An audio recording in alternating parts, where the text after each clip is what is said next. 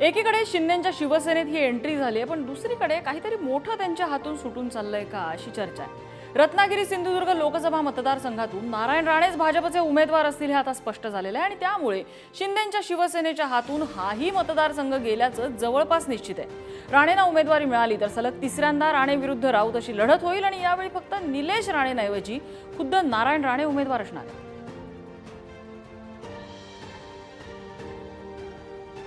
रत्नागिरी सिंधुदुर्ग लोकसभा मतदारसंघात उमेदवार कोण यावर अखेर शिक्कामोर्तब झालाय। भाजपा नेते केंद्रीय मंत्री नारायण राणे हेच या मतदारसंघात भाजपाचे म्हणजेच महायुतीचे उमेदवार असतील हे फायनल झालंय। शिवसेनेचा बालेकिल्ला असलेल्या कोकणातील लोकसभा मतदारसंघावर शिंदेच्या शिवसेनेचा स्वाभाविक दावा होता। उद्योगमंत्री उदय सामंत यांचे बंधू किरण सामंत यांनी त्यासाठी प्रयत्नही सुरू केले होते। मात्र नारायण राणे यांनीच या मतदारसंघातून भाजपच्या कमळावर लोकसभेची निवडणूक लढवावी यासाठी पक्षश्रेष्ठी आग्रही होते।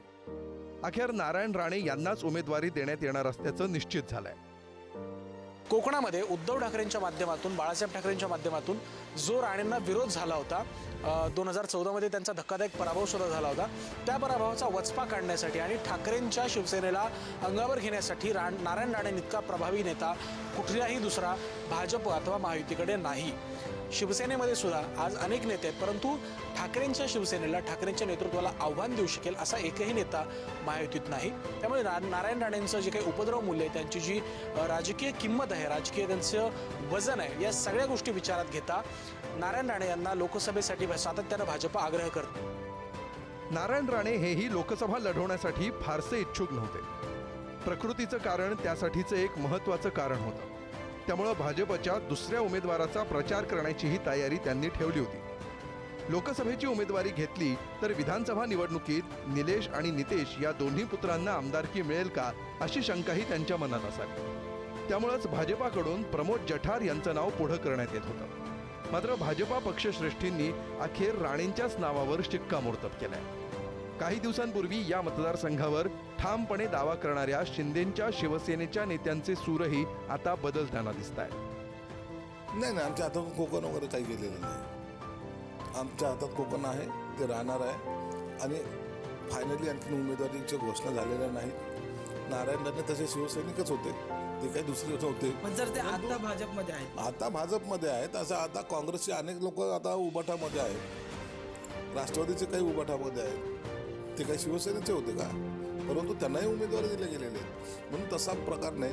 परंतु यादी फायनल जाहीर होऊ द्या, त्यानंतर खरं तर याच्यावर भाष्य करणे योग्य आहे। नारायण राणे हे फक्त नारायण राणे म्हणून व्यक्ती नाही, त्यांच्यावर आमचं सिंधुदुर्गाचं मंत्रिपद आहे, आमचा पुढचा विकास हा त्याच्यावर अवलंबून आहे। आज त्यांना राज्यसभेचं तिकीट मिळालेलं नाही आहे। आज जर लोकसभेवर निवडून आले तर पुन्हा ते मंत्री बनण्याचं त्यांची कॅपॅसिटी आहे आणि मग आमचं मंत्रिपद आम्ही घालवायचं का हा विचार सिंधुदुर्ग आणि रत्नागिरीच्या जनतेने केला पाहिजे, मी नाही। आता नारायण राणे या मतदारसंघातून निवडणूक लढणार असल्याचं स्पष्ट झाल्यामुळं विनायक राऊत विरुद्ध नारायण राणे असा हा संघर्ष रंगणार आहे।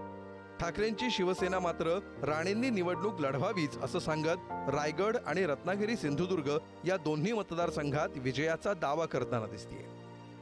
बघा, 2014ला किमान 1.5 लाखाचं मताधिक्य होतं, 2019ला 1,77,000चं मताधिक्य होतं आणि यावेळेला आमच्या पदाधिकाऱ्यांनी आणि आघाडीच्या नेत्यांनी निर्धार केलेला आहे एकच ठोसा द्यायचा, 2.5 लाखाचं मताधिक्य मिळून भविष्यामध्ये कोणाला इतर कोणाला निवडणूक लढवण्याचं धारेचं होणार नाही अशा पद्धतीचं विक्रमी मताधिक्य मिळून 2.5 लाखाचं मताधिक्य मिळून मी विजयी होणार अशी मला खात्री आहे। भारतीय जनता पक्षाचे उमेदवार कोकणात कोणी असले तरी रायगड, सिंधुदुर्ग, रत्नागिरी या दोन्ही जागा शिवसेना जिंकली। उलट त्यांनी यावेळेला निवडणुकीत उतरायलाच पाहिजे नारायणराव राणे।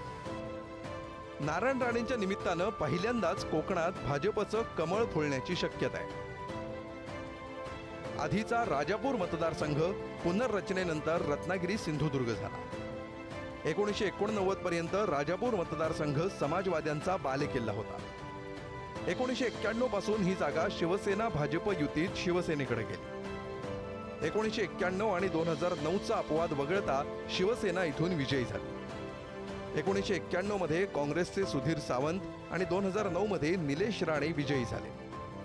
2014 आणि 2019 मध्ये विनायक राऊतांकडून निलेश राणे पराभूत झाले.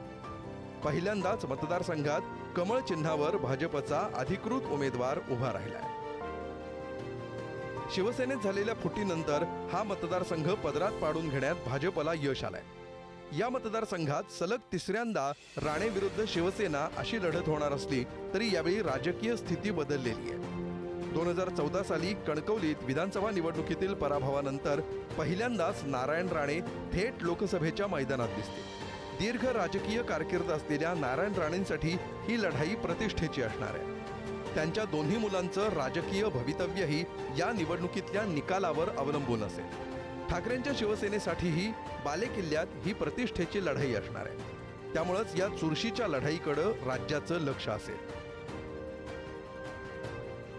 ओम देशमुख, पुढारी न्यूज, मुंबई.